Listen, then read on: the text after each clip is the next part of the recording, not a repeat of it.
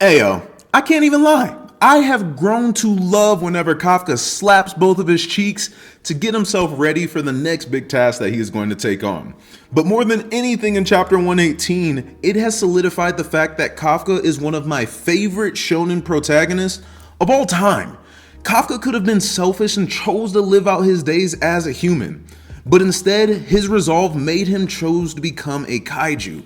Imagine being the thing that the Defense Force was created to kill and also the thing that the world fears. There's something so ironic about a kaiju being the only thing that can save humanity from kaiju.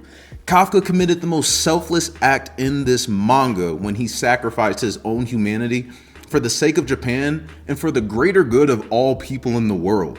A wise man once told me, if you're not careful, then you'll end up becoming the very thing you despise.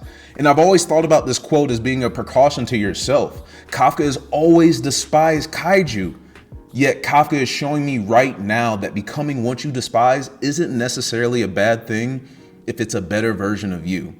And this kaiju version of Kafka is the most selfless man that we have seen in this story so far. And we'll talk about that in this video. So let's get into it.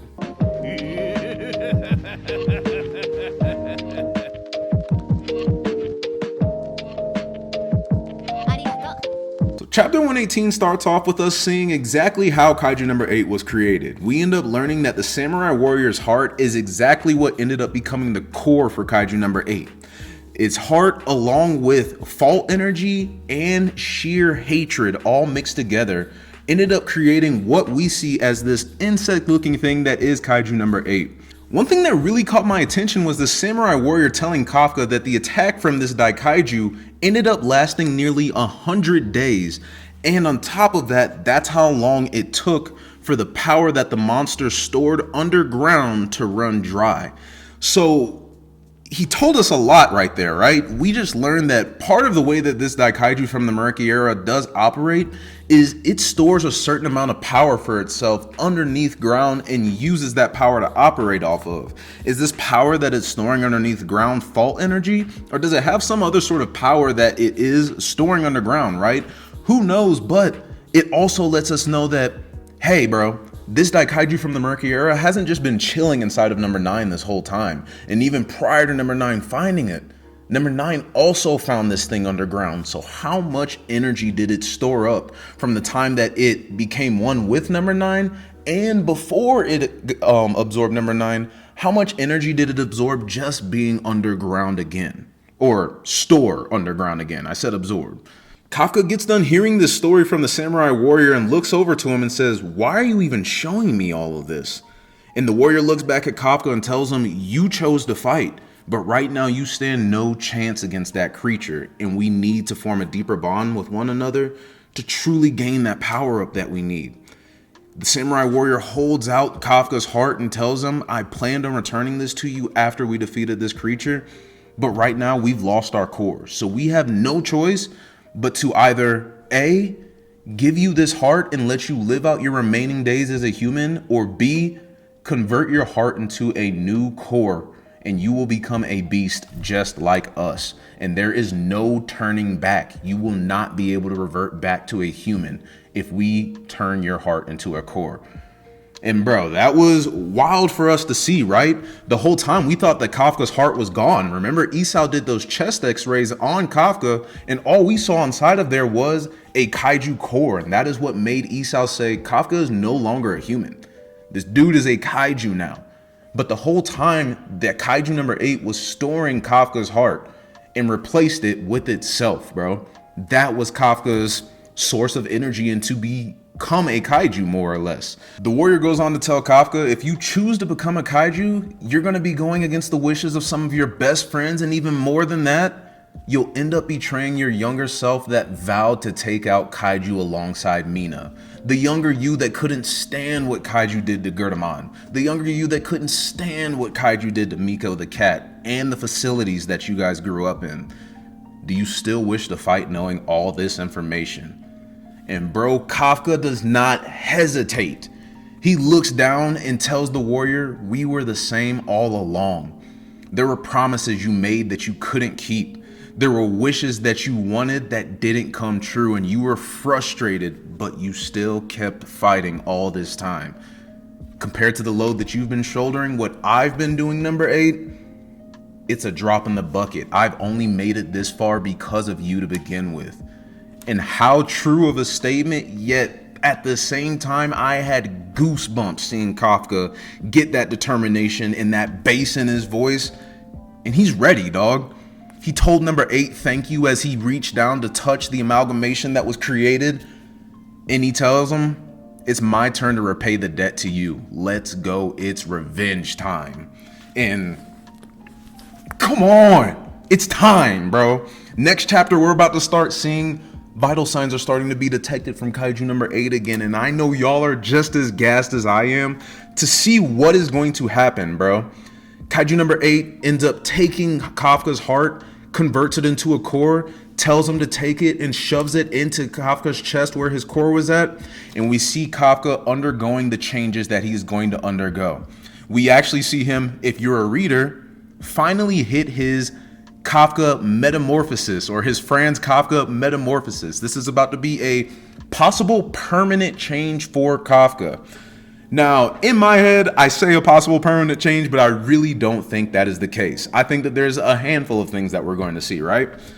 We're going to see possibly a new appearance for Kaiju number 8. Even though we've already seen what Kafka looks like in his Kaiju form, now that him and this samurai, along with all these other souls, are fully connected and have a deeper relationship, that could also end up changing the appearance that we see for Kafka, especially knowing too that this might be a permanent change. The other thing that we're also going to see is Kafka coming back to life, bro. The vital signs are going to be detected from Kafka.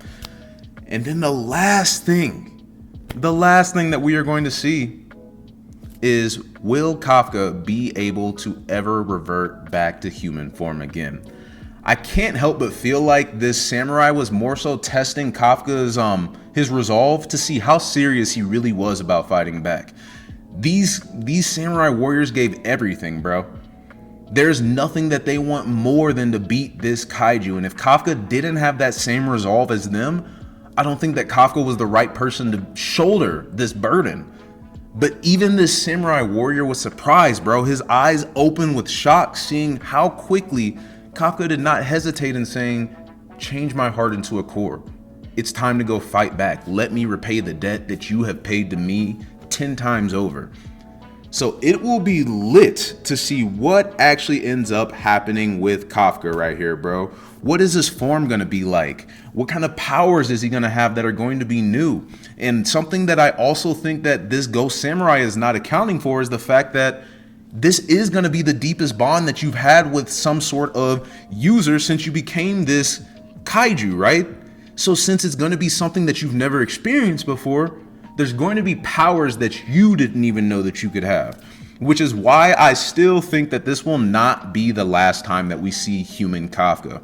If Kafka is fully in tune with himself, fully in tune with all these souls that are amalgamated in this body, then maybe he will have the ability to at least change his appearance over to his human form, similar to what he does now. That is me just coping. Hey, maybe this really is the permanent metamorphosis change and we are never going to see a human form of Kafka again. And even if that is the case, I feel happy knowing that we saw Kafka live out his dream. Because what was his dream from the get-go, right? To fight side by side with Mina against the strongest kaiju. And they did that, bro. It is time for Kafka to move towards a new goal. Because not only did he want to fight side by side with Mina, but he also wanted to be a hero, bro. He wanted to be able to protect the people that he loves. He was mad that he couldn't protect Gordaman. He was mad that he couldn't protect Reno whenever they were getting pushed up by that spider-looking kaiju. He was mad that he couldn't protect Miko the cat and keep Mina from crying. He told himself that the kaiju that made Mina cry were irredeemable and he could never forgive them since that day. Yet he's about to become a kaiju himself, the same thing that he said is irredeemable. Bro, the story's deep, man. The story is deep. Thinking about that full circle, do you think that Kafka would have ever in his life thought that Kaiju number 8 would be something redeemable? Yet he saw the stories and the origins of where it came from, and little did he know, him and this Kaiju were virtually the exact same thing mentally. Boy, I got goosebumps just talking about it. This chapter is deep, bro. This chapter is deep. Was a short chapter though, only 19 pages. But we're about to get another chapter in a couple of weeks, so you do with it what you can. As always, I don't really have any predictions for next chapter, bro. You know, Kafka, like I said, we're going to start seeing those vital signs come back from Kafka, and hopefully we actually end up seeing what happened with Narumi and Hoshina whenever that Daikaiju from the Meireki era stopped their attacks in place and was ready to make itself blow up with them right on them. Maybe Kafka ends up snapping back into things and he moves so fast that he saves both of them before this Daikaiju can blow up. I don't know. Just saying scenarios that could happen that would be badass to show just how much Kafka has leveled up since forming this new bond. So we'll see what ends up happening. Regardless, if you've watched this video, as always, arigato. And I will see y'all in 2 weeks for our next Kaiju chapter, dog. No worries, I will be there. I know there was no chapter like last week, a couple of weeks ago. So if you do celebrate it, happy Thanksgiving, dog. I know it's late, but still, happy Thanksgiving. Accept it. And other than that, yo, I will see y'all soon. Peace.